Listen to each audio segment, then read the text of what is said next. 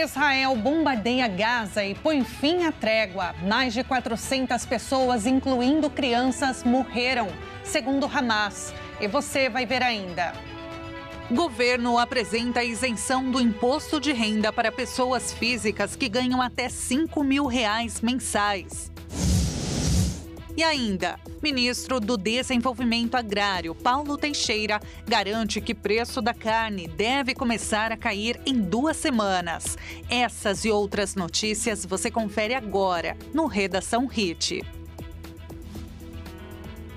Olá, bom dia para você, 11 horas e 31 minutos agora, vai virar para 32, seja muito bem-vindo ao Redação Hit, edição manhã desta terça-feira, dia 18 de março de 2025. Nós chegamos ao vivo, como todos os dias, com as principais notícias.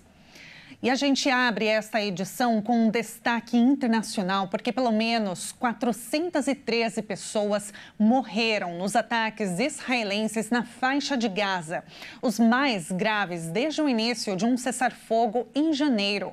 O movimento islamista Hamas informou que um líder e outros membros do governo, além de crianças, estão entre os mortos. O Ministério da Saúde da faixa de Gaza, governada pelo Hamas, anunciou que mais de 400 pessoas morreram nos ataques israelenses no território palestino. O órgão ainda afirmou que muitas vítimas seguem sob os escombros e que trabalhos de resgate estão sendo realizados. Em um comunicado de condolências, o Hamas informou que o chefe do governo do movimento islamista, Ehsan al-Dalis, está entre os mortos. Ele era membro do escritório político do Hamas e pertencia à liderança do movimento islamista na faixa de Gaza desde 2021. Outros 3 dirigentes do governo de Gaza também perderam a vida, incluindo o vice-ministro do Interior, Mahmoud Abu Watfa, e o diretor-geral dos Serviços de Segurança Interna, Barjat Abu Sultan. Israel prometeu nesta terça-feira continuar os combates em Gaza até que todos os reféns sejam libertados.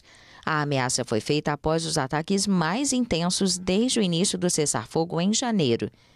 O Hamas acusou o primeiro-ministro israelense Benjamin Netanyahu de decidir retomar a guerra após um impasse nas negociações de trégua e alertou que a volta dos combates pode ser uma sentença de morte para todos os reféns que ainda estão vivos em Gaza. Netanyahu tinha alertado para consequências inimagináveis se os reféns não fossem libertados. A imprensa israelense relatou a intenção de aumentar a pressão e colocar em prática o chamado Plano Inferno. A Casa Branca informou que Israel consultou o presidente Donald Trump antes de lançar os ataques. E olha, esta é a maior onda de ataques aéreos em Gaza desde que o cessar-fogo começou em 19 de janeiro. Ainda há impasse nas negociações para estender o acordo. Líderes políticos do Hamas estão supostamente entre os mortos, mas médicos ouvidos pela agência Reuters afirmam que muitas crianças também foram mortas pelos bombardeios. O que deve acontecer agora? Vamos falar ao vivo com a professora, doutora em Direito Internacional, Priscila Caneparo. Professora, bom dia. Muito obrigada por aceitar o nosso convite. Bom dia, Tabata. Bom dia a todos os demais que estão aqui nos assistindo. Professora, primeiro vamos a alguns números. É sempre importante destacar. Na ofensiva no ataque do Hamas, em 7 de outubro de 2023, mais de 1.200 pessoas morreram. Por outro lado, mais de 48 mil pessoas, a maioria civis, morreram nas ofensivas israelenses, de acordo com o Ministério da Saúde, administrado pelo Hamas, e são dados que são usados pelas Nações Unidas e outras organizações. A maior parte da população, um pouco mais de 2 milhões de pessoas de Gaza, precisou se deslocar várias vezes. Além disso, 70% dos edifícios do território palestino foram danificados ou completamente destruídos. O sistema de saúde e saneamento entraram em colapso, ainda há escassez de alimentos, combustível, remédios e moradia. Com esses novos ataques, professora, a situação na faixa de Gaza ela piora ainda mais. Agora, com esse cessar-fogo que estava vigente desde o dia 19 de janeiro, e aí eu queria saber o seguinte, professora. De acordo com uma nota do gabinete do primeiro-ministro Benjamin Netanyahu, isso, abre aspas, né, o ataque, vem depois da reiterada recusa do Hamas em libertar nossos reféns, bem como sua rejeição de todas as propostas apresentadas pelos Estados Unidos, fecha aspas.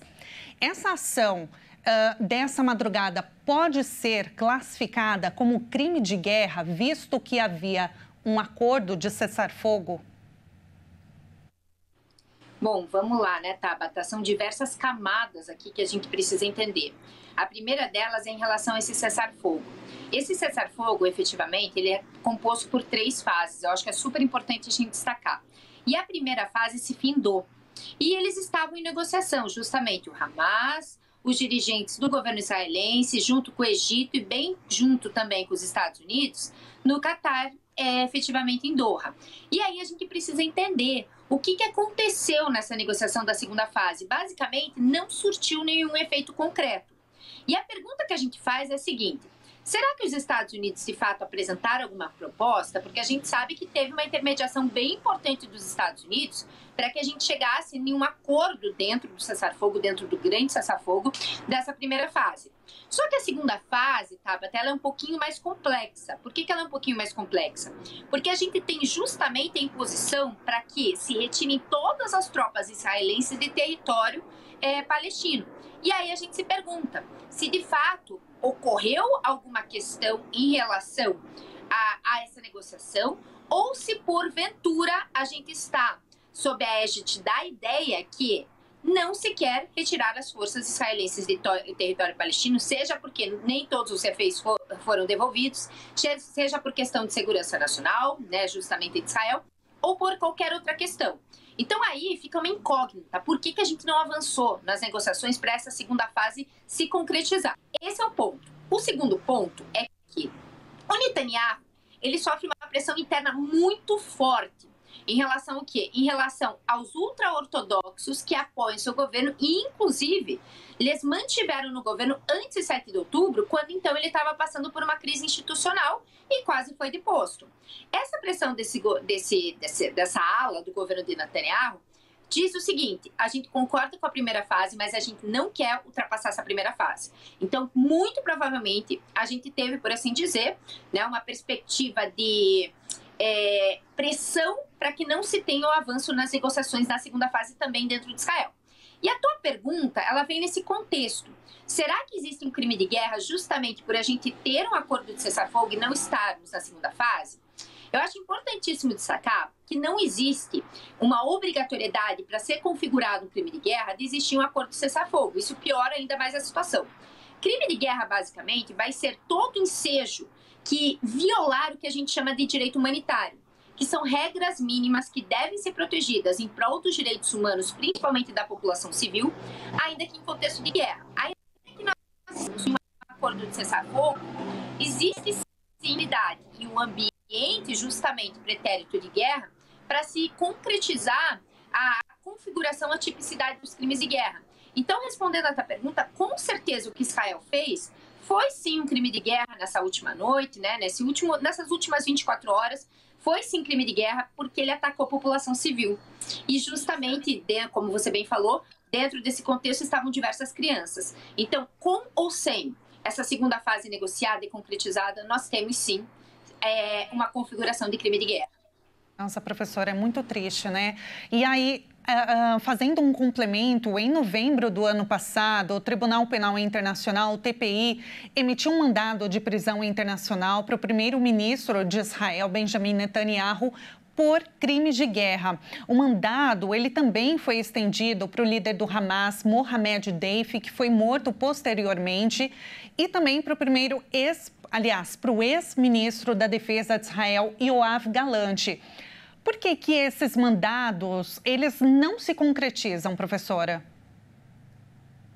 Vamos lá, tá? Tabata. A gente precisa entender o que é o Tribunal Penal Internacional.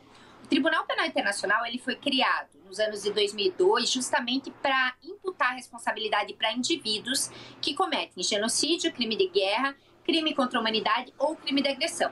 A questão aqui, a gente tem que entender qual é a competência do TPI, do Tribunal Penal Internacional. Ele tem 3 tipos de competência. Uma primeira competência para aquele Estado cujo qual é signatário, caso do Brasil, que concordou em fazer parte do TPI.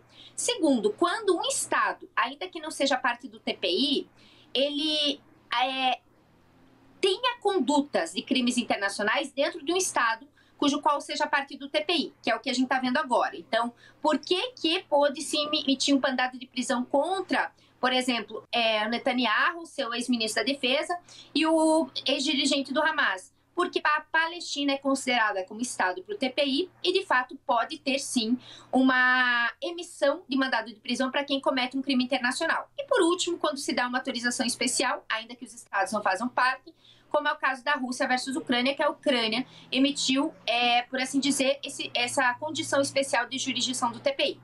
Mas o problema aqui, Tabata, é que a gente precisa entender que Israel não faz parte do Tribunal Penal Internacional. Se não faz parte, ela não vai cooperar. E a gente está numa perspectiva de uma pessoa que está no poder. Então tem o controle da máquina pública. Não vai cooperar com o TPI, não vai ser entregue Netanyahu. Netanyahu precisa pisar em um Estado cujo qual queira cooperar com o TPI para que ele seja entregue justamente para o Tribunal Penal Internacional. Então existe uma dificuldade, sim, que repousa na soberania dos Estados, nesse relacionamento entre Estados, e especialmente pela falta de eficácia e falta de crédito, de creditar mesmo, em relação ao TPI frente aos Estados Unidos e frente a Israel. Porque a gente tem que lembrar que o Trump não apenas ele não concorda com o TPI, mas ele repudia o TPI. Inclusive, ele bloqueou um monte de bens de pessoas que estão trabalhando no TPI por conta da expedição desse mandado de prisão contra o Netanyahu. Então, a gente está num cenário bem caótico para o Tribunal Penal Internacional ter alguma eficácia, alguma eficiência para esse contexto de guerra. Agora, professora, vários países se manifestaram contra os bombardeios. A Suíça pediu o retorno imediato do cessar-fogo, assim como a Bélgica, a Turquia e Egito também repudiaram os ataques. Por outro lado, como você bem disse, os Estados Unidos, sob liderança de Donald Trump, apoia o governo de Israel. O que deve acontecer agora, a partir de agora? A partir de agora, até difícil a gente prospectar. Porque, de fato, né, o Trump está totalmente favorável às ações de Netanyahu. E olha como eu disse, que tem diversas camadas que, inclusive, quando a era Biden, o Netanyahu não falava quando ia atacar. E agora, como você mesmo destacou, tem informações que ele anuiu, né, justamente com a possibilidade de informar os Estados Unidos, e tem um apoio restrito do Trump. O Trump já declarou isso. Então, o que a gente pode prospectar, infelizmente, tá, é uma retomada dos bombardeios e do genocídio que ocorre em relação à população palestina. Eu espero, de fato, tá, que se encontre um meio de chegar a essa segunda fase do acordo, principalmente em prol dos reféns e em prol, justamente, dessa população palestina. Mas, nesse momento, eu acredito que não há possibilidade, porque existe um discurso extremista de ambos os lados que não querem ceder. Nossa, muito triste. E aí quem sofre é quem não tem nada a ver com isso, são os civis. Professora, doutora em Direito Internacional, nós falamos com ela agora, Priscila Caneparo. Professora, muito obrigada pela entrevista, pela análise e até uma próxima. Obrigada, boa tarde para vocês. Um ótimo dia. E agora a gente muda de assunto e vem com notícia nacional, porque até a tarde desta segunda-feira, a Receita Federal recebeu mais de 500 mil declarações do imposto de renda. Então, atenção, se você ainda não declarou a sua, o prazo de entrega termina em maio e quem não acertar as contas com o leão está sujeito a multa. Vamos ver agora a reportagem de Felipe Takahashi. A funcionária pública Francine Cavallari prefere não arriscar e, sempre que pode, contrata um profissional para fazer a declaração do seu imposto de renda. Você já declarou o imposto de renda? Ainda não. E você pretende declarar agora no começo ou vai deixar mais para o final do prazo? Então, eu vou ver com o meu contador. Assim como ela, o aposentado Ferreira Neto também prefere garantir a declaração com o contador para não se perder entre as documentações exigidas, como informe de rendimentos, recebimentos e comprovantes de pagamentos. Por enquanto não, mas já falei com o contabilista, ficou dessa semana ele fazer a minha declaração de imposto de renda. Assim como eles, milhares de contribuintes fazem o mesmo. Já outros preferem acertar as contas com o fisco por conta própria. Isso porque o prazo de entrega da declaração anual do Imposto de Renda Pessoa Física de 2025 começou na manhã desta segunda-feira. Os contribuintes que receberam rendimentos tributáveis acima de R$ 33.888, assim como aqueles que obtiveram receita bruta da atividade rural acima de R$ 169 mil, são obrigados a declarar. A Receita Federal passou a dar prioridade para os contribuintes que escolherem a declaração pré-preenchida e também optarem por receber a restituição via Pix. Até o ano passado, a prioridade para os pagamentos acontecia apenas para quem tinha escolhido uma ou outra opção. O supervisor do Imposto de Renda Pessoa Física, Ricardo Ribeiro Júnior, falou com exclusividade com a RIT TV sobre a modalidade. Bom, a declaração pré-preenchida, ela veio evoluindo com o tempo. Ela é uma forma de facilitar que o contribuinte preencha a sua declaração de uma forma mais fácil e com menos erro. Por quê? Porque são informações de terceiros que vêm e já vem preenchida automaticamente. Então você não vai ter erro de digitação, muitas vezes você não vai ter um esquecimento de alguma coisa, que você prestou um serviço e acaba esquecendo de trazer aquilo. E então a pré-preenchida ela vem para facilitar a vida do contribuinte, evitar que ele caia na malha fina. Né? Não é uma garantia que não vai cair na malha fina, mas evita. Né? Muitas vezes ela traz informações que o contribuinte não teria e a pré-preenchida ela veio ajudar mesmo o contribuinte e cada ano ela vem melhorando. Durante a coletiva de imprensa realizada na manhã desta segunda-feira na capital paulista, Ricardo apresentou informações sobre como fazer a declaração por dispositivos móveis e sobre o começo de liberação dos lotes. O primeiro lote de restituição, como já vem vindo há alguns anos, ele sai dentro ainda do prazo de entrega. As pessoas estão entregando a declaração e já estão recebendo a restituição lá no dia 30 de maio. Então, quem tiver no primeiro lote, recebe já no dia 30 de maio. E são 5 lotes, o 5º lote no dia 30 de setembro. Tá?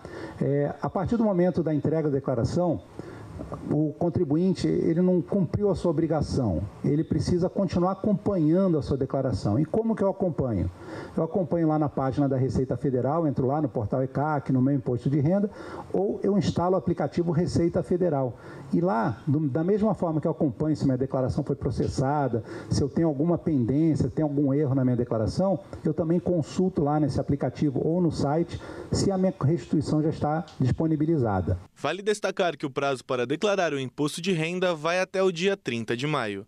Quem não acertar as contas com o leão poderá pagar uma multa de R$ 165,74 a 20% do imposto devido.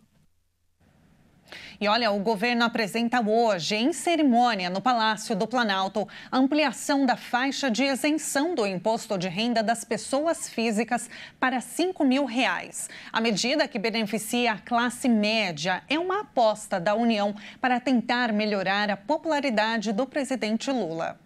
Para ter validade, o projeto ainda precisa passar pelo crivo do Congresso.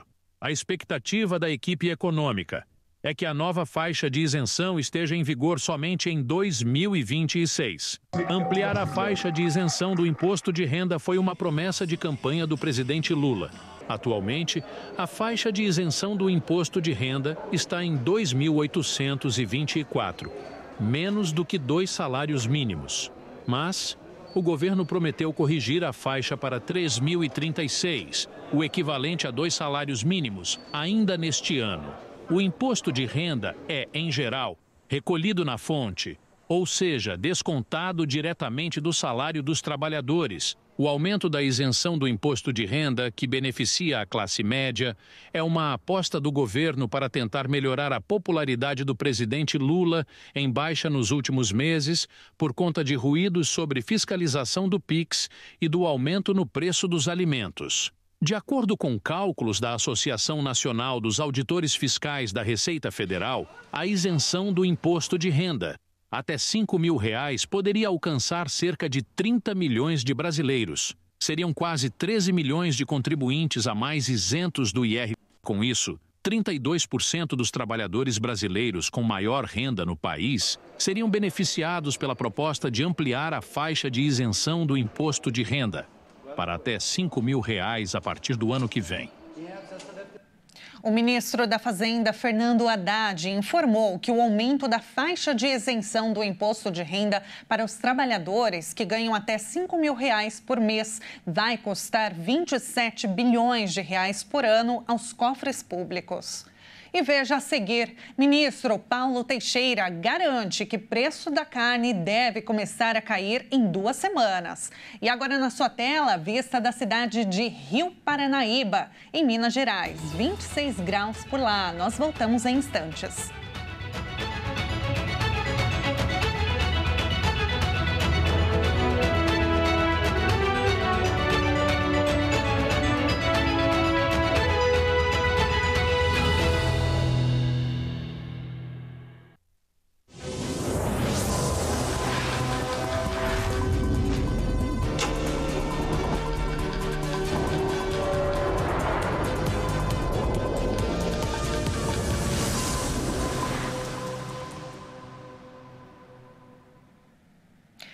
Horas e 53 minutos, o Redação Hit está de volta.